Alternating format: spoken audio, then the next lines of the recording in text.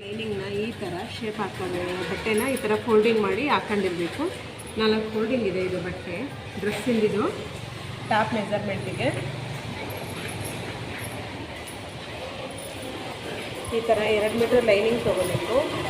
Lining ತೊಗೊಂಡ್ಬಿಟ್ಟು ನಮಗೆ dress ಮೆಜರ್ಮೆಂಟಿಗೆ ಎಷ್ಟು ಬೇಕೋ ಅಷ್ಟನ್ನು ಫೋಲ್ಡಿಂಗ್ ಮಾಡಬೇಕಾಗುತ್ತೆ.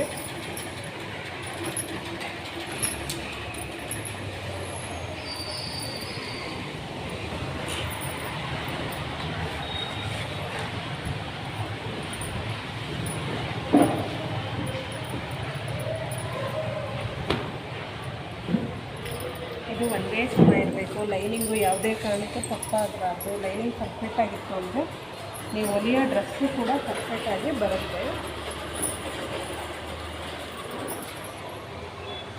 ಇಲ್ಲಿ ಅಗಲನ ನಾನು 12.5 ಇದೆ, 12.5ನೇ ಸಾಕು ಅಂತ ತೊಗೊಳ್ತಾ ಇದ್ದೀವಿ.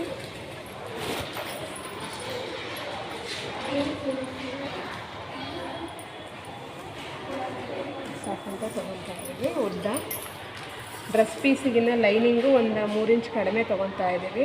37 ಇದೆ, 37 ತೊಗೊಳ್ತಾ ಇದ್ದೀವಿ. ನೆಕ್ಕು 2, ನೆಕ್ ಡೀಪು 6,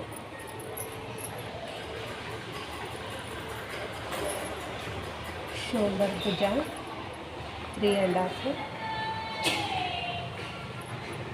ಡಬಲ್ ಶೇಪು 6,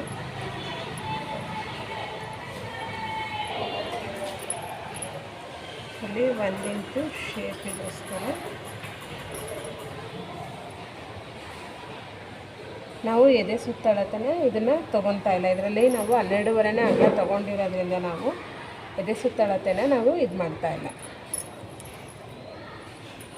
ಎದೆ ಸುತ್ತಳತೆ ತೊಗೊಳೋದಾದರೆ ನಾವು ಇಲ್ಲಿಂದ ಇಲ್ಲಿಗೆ 12 ತೊಗೋಬೇಕಾಗುತ್ತೆ.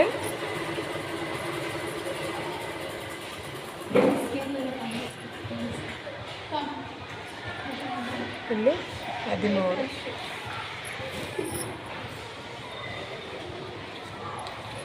ಈ ರೀತಿ ನಾವು ಶೇಪ್ ಹಾಕಬೇಕು. ಇದು ರವಲ್ ಶೇಪು. ಇವಕ್ಕೆಲ್ಲ ಸ್ಕೇಲ್ಗಳು ಬರ್ತವೆ, ಸ್ಕೇಲಲ್ಲೂ ಶೇಪ್ ಹಾಕ್ಬೋದು. ಇಲ್ಲ ನಾವು ಕೈಯಲ್ಲೇ ಹಾಕ್ತೀವಿ ಅಂದರೆ ಕೈಯಲ್ಲೇ ಹಾಕ್ಬೋದು. ಹೊಸ್ದಾಗಿ ಇದು ಮಾಡೋ ಅಂಥವ್ರಿಗೆ ಸ್ಕೇಲೆಲ್ಲ ಏನು ಅವಶ್ಯಕತೆ ಇಲ್ಲ, ಕೈಯಲ್ಲೇ ಪ್ರಾಕ್ಟೀಸ್ ಮಾಡ್ಬೋದು ಅವರು.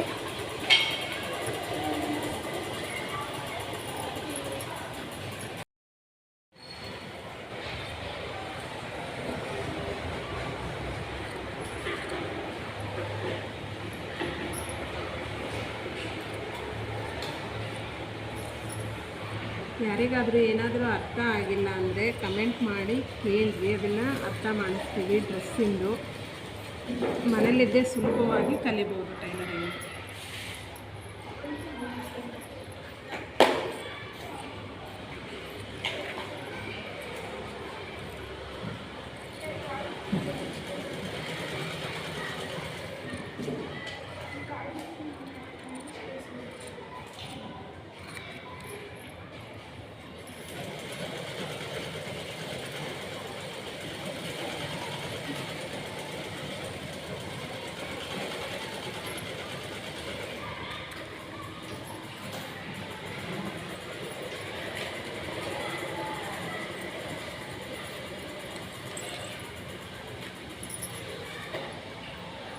ನಾನು ಬ್ಯಾಕ್ ಶೇಪನ್ನ ಎಕ್ಸ್ಟ್ರಾ ತೆಗಿತಾ ಇದ್ದೀನಿ.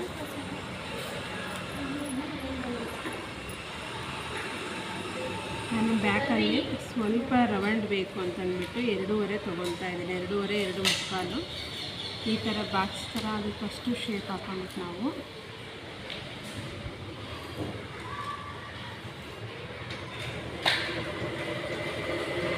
ಇದನ್ನು ಎಕ್ಸ್ಟ್ರಾ ಕಟ್ ಮಾಡ್ಕೊತಾ ಇದ್ದೀನಿ.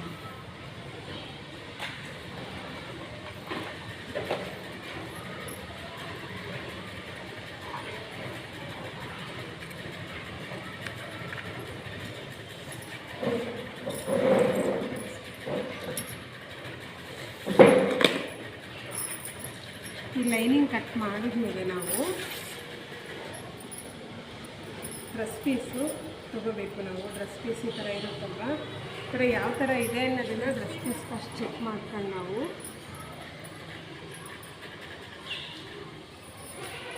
ಇದ್ರ ಮೇಲೆ ಲೈನಿಂಗ್ ಮೆಜರ್ಮೆಂಟಲ್ಲಿ ಕರೆಕ್ಟಾಗಿ ಮಾಡ್ಕೊಂಡ್ವಿ ಅಂದರೆ ನಮಗೆ ಡ್ರೆಸ್ ಪೀಸಲ್ಲಿ ಯಾವುದೇ ಕಾರಣಕ್ಕೂ ತಪ್ಪಾಗಲ್ಲ.